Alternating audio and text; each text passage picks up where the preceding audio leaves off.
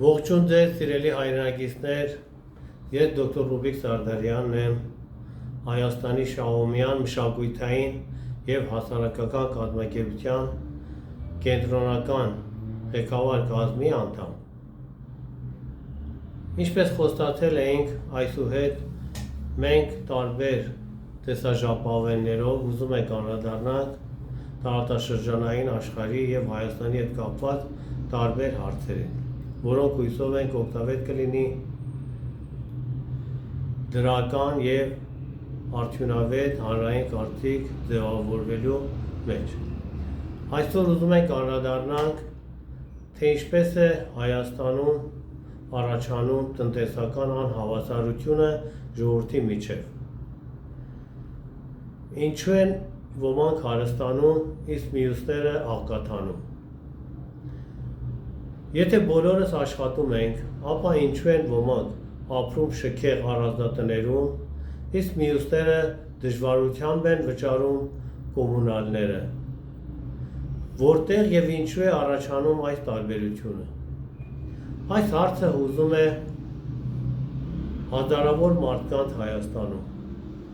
Տնտեսական անհավասարությունը պարզապես այն չէ, որ մեկը մյուսից ավելի շատ է վաստակում։ Այն սկսվում է այն պահից, երբ հասարակության մի մասը ունի ավելի շատ հնարավորություններ, ավելի շատ սեփականություն և ավելի մեծ եկամուտ ստանալու միջոցներ, իսկ մյուս մասը, որը կազմում է բնակչության մեծամասնությունը, ստիպված է ապրել միայն իր աշխատավարձով։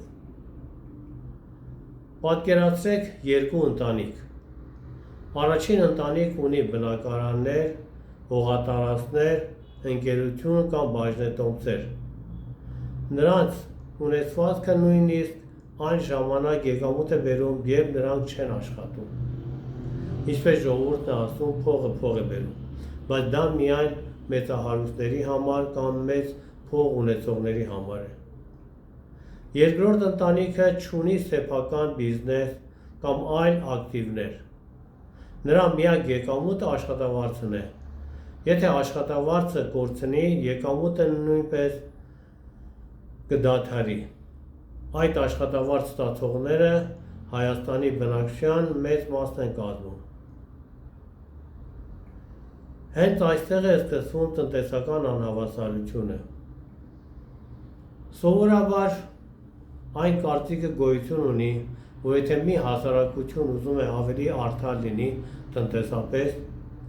աշխատավարձի չափը գոնե 1:10 հարաբերությամբ պետք է լինի։ Այսինքն, եթե մի հոգի ստանում է մինիմում ամսական $200, մաքսիմում ամենաբարձր աշխատավարձ ստացողը պետք է լինի 2000 և ոչ ավելին։ Սա շատ կարևոր է, որը հույսով ենք մեր ժողովուրդը կարողանա նման մի հարցերին անդրադառնալ և կարողանա այնպիսի տնտեսական համակարգ կիրառի Հայաստանում, որը գոնե այսպիսի արդարություն կարողանա իրականացնի մեր հայրենիքում։ Այս անհավասարությանը նպաստում են մի քանի շարք գործոններ։ Աշխատավարձերի մեծ տարբերությունը արդեն նշեցինք, սեփականության անհավասար բաշխումը, կրթական հնարավորությունների տարբերությունը, ինչպես նաև Երևանի և մարզերի տնտեսական անհամաչափ զարգացումը։ Տնտեսական անհավասարությունը միայն փողի տարբերությունը չէ, այն նաև տարբերություն է հնարավորությունների, կրթության, սեփականության և ապագա զարգանալու պայմանների մեջ։ Մենք պետք է իմանանք, թե ինչ տնտեսական և սոցիալական քաղաքականություններ կարող են նպաստել ավելի արդար հասարակության ձևավորմանը։ Չէ՞ որ բոլորս ցանկանում ենք, որ հայ ժողովուրդը ապրի տնտեսապես լավ վիճակում, բայց դա միայն լոզունգով չի կարող լինել և պետք է գործնականում կիրառել տարբեր մեթոդներ և ձևեր օգտագործելով։ Մեր կարծիքով անհավասարության հիմնական պատճառներից մեկը համարվում է ոչ միայն մարդկանց տարբեր ունակությունները, այլ արտադրության միջոցների մասնավոր սեփականությունը, գործարաններ, հանքեր, բանկեր, խոշոր հողեր եւ այլն։ Ըստ այդ մոտեցման, քանի դեռ արտադրության հիմնական միջոցները պատկանում են սահմանափակ թվով մարդկանց, տնտեսական անհավասարությունը շարունակելու է վերարտադրվել։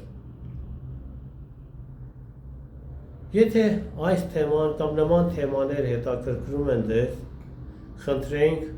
բաժանորդագրվել Շահումյան YouTube-յան էջին եւ շատ կուրախանայինք, եթե կիսվեիք մեզ հետ նման հարցերում եւ արտահայտեիք ձեր կարծիքները։ Շնորհակալություն ձեր ուշադրության համար։